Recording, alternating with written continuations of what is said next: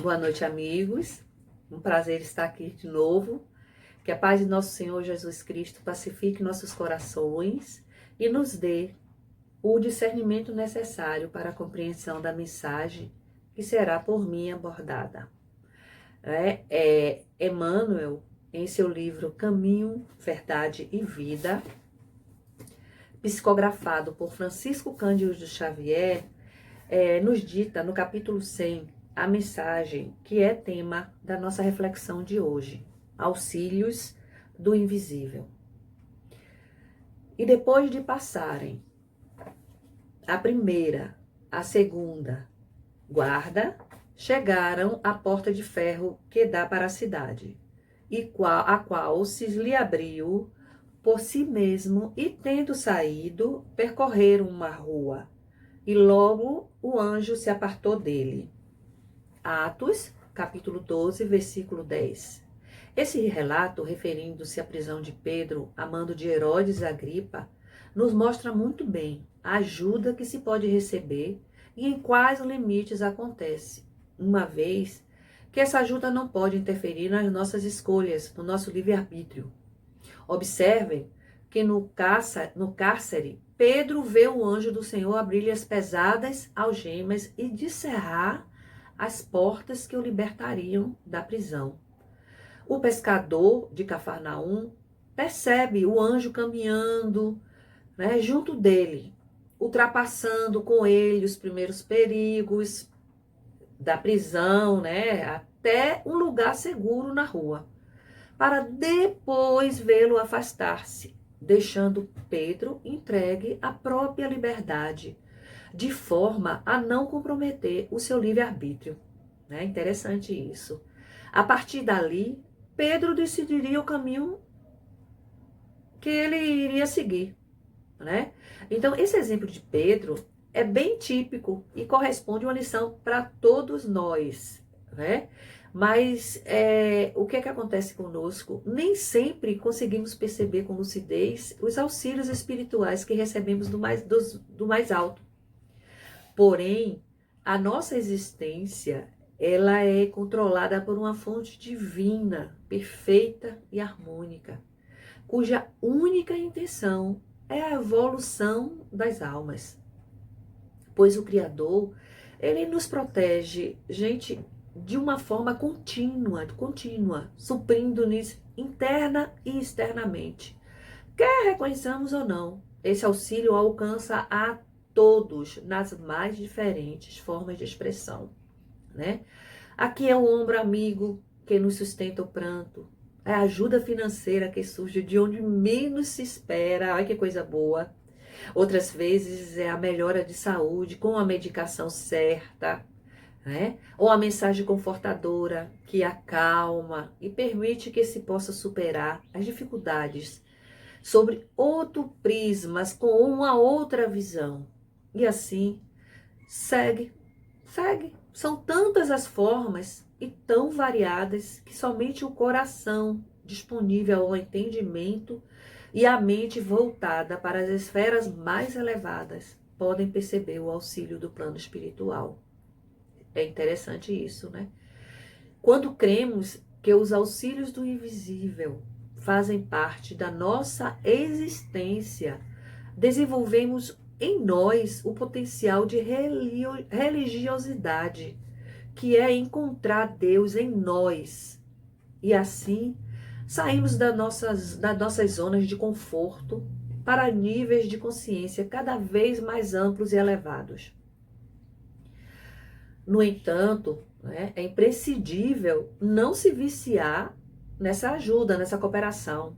É necessário que a gente aprenda a caminhar sozinhos, usando a independência inerente à nossa condição de ser espiritual, criados por Deus, simples e ignorantes, dotados de inteligência, e cada um com sua missão específica, para, através do esclarecimento, chegar progressivamente à perfeição.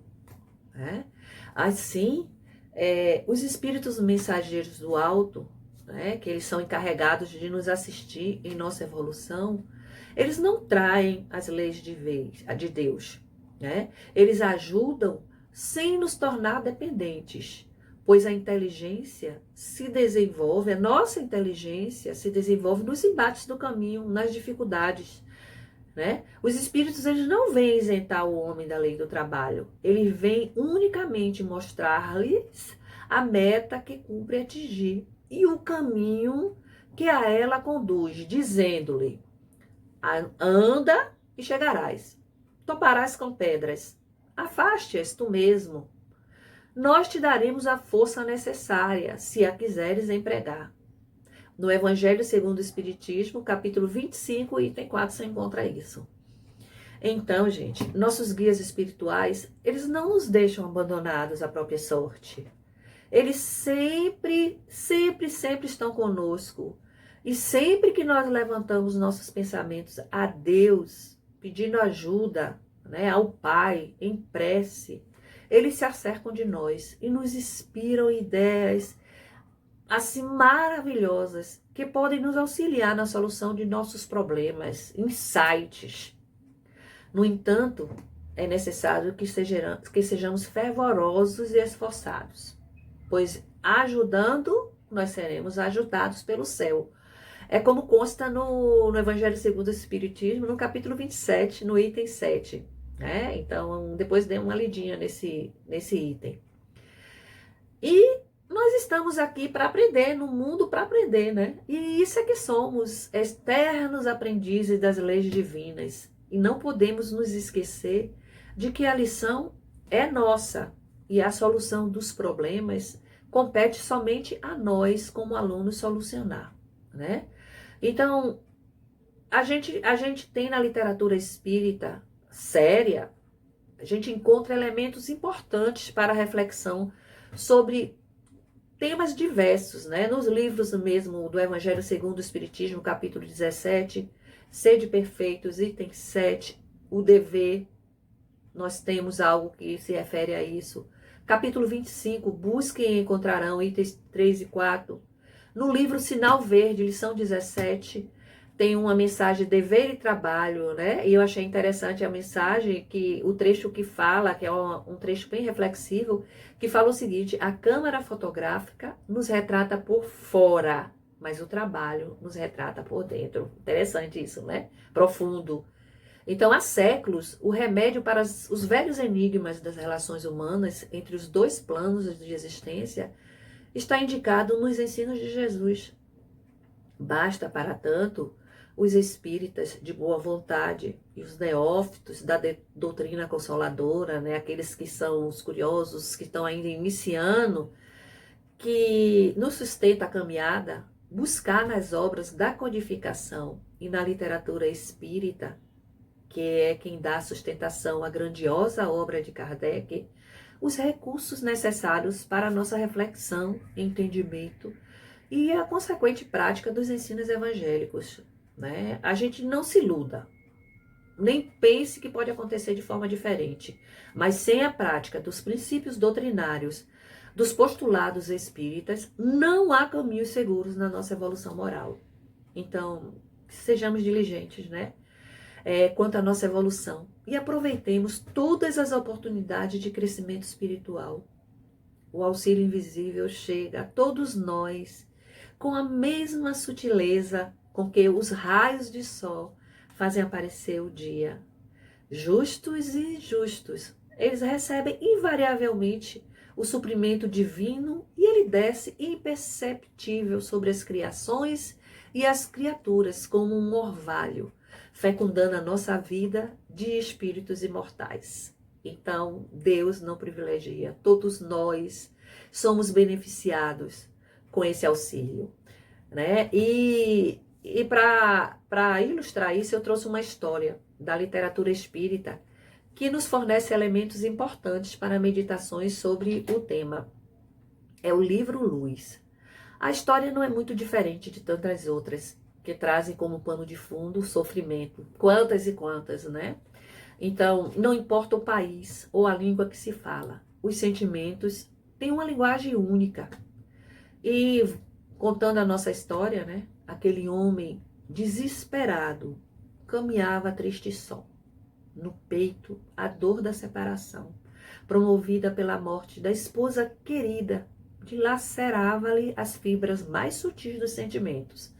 A vida para ele não tinha mais sentido. Para que ficar? Para que ficar vivo mais? Para que teimar em viver?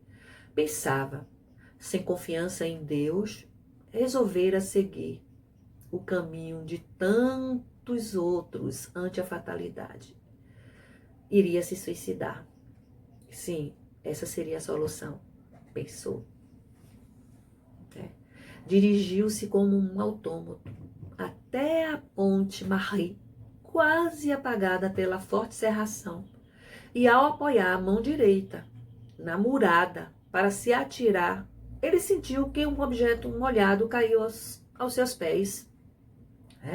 Surpreendido, ele distinguiu que era um livro que o orvalho umedecera. Tomou o volume nas mãos e caminhou, um tanto irritado, porque tinha tirado ele do objetivo dele. Procurando a luz quase apagada de um poste vizinho, ele pôde ler no frontispício do livro: esta obra salvou-me a vida. Leia com atenção e tenha bom proveito. Vinha assinado por um homem.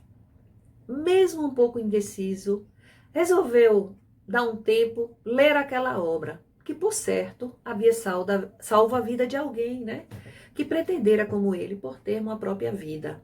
Então, já nas primeiras páginas, ele já encontrou motivos para viver e lutar, suportar com resignação e coragem os reveses da vida e refazer a esperança. Olha que coisa boa, gente.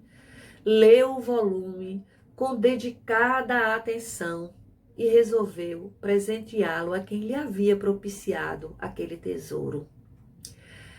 É uma coisa mesmo, é um auxílio do invisível mesmo, gente? Em abril de 1860, o professor Rivaio recebeu em sua residência uma certa encomenda cuidadosamente embrulhada. Abriu e encontrou uma carta singela com os seguintes dizeres: com a minha gratidão, remeto-lhe o livro anexo, bem como a sua história, rogando-lhe, antes de tudo, prosseguir em suas tarefas de esclarecimento da humanidade, pois tenho fortes razões para isso. Com certeza, Em seguida, o autor da carta narrava a história acima que eu contei para vocês. Allan Kardec, pseudônimo do ilustre professor francês Hippolyte Léon Denisard Rivaio, abriu a obra e leu em seu frontispício: esta obra salvou-me a vida. Leia com atenção e tenha bom proveito. E logo após a primeira assinatura de A. Laurent, dizia: salvou a minha também. Deus abençoe as almas que cooperaram em sua publicação. Assinado Joseph Perrier. Kardec, emocionado. Que emoção, gente? Aconchegou o livro ao peito. E ele entendeu, então, aí a sua sublime missão. A missão que lhe cabia como codificador da doutrina espírita, mensageira de consolo e esperança para a humanidade sofrida. Essa obra, que conseguiu com suas próprias páginas, de luz, porque foi de luz, deter aqueles dois homens às portas de um suicídio. Ela foi lançada em Paris, no dia 18 de abril de 1857. E intitula-se, como todos já devem saber, O Livro dos Espíritos. Então, essa história, ela consta na redação do Momento Espírita, com base no capítulo 52 do livro Espírito da Verdade. E para finalizar, eu trouxe também um trecho do livro Universo e Vida, de Hernani T. Santana, pelo Espírito Áureo. Ele nos diz o seguinte: lição da história. que os homens terrestres ainda não aprenderam é a de que o nosso mundo, como todos os outros mundos, né, no universo, tem realmente um governo espiritual efetivo e forte, embora tolerante e compassivo.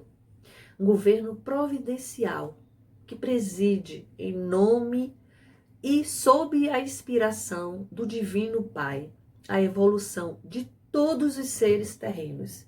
E que nesse mistério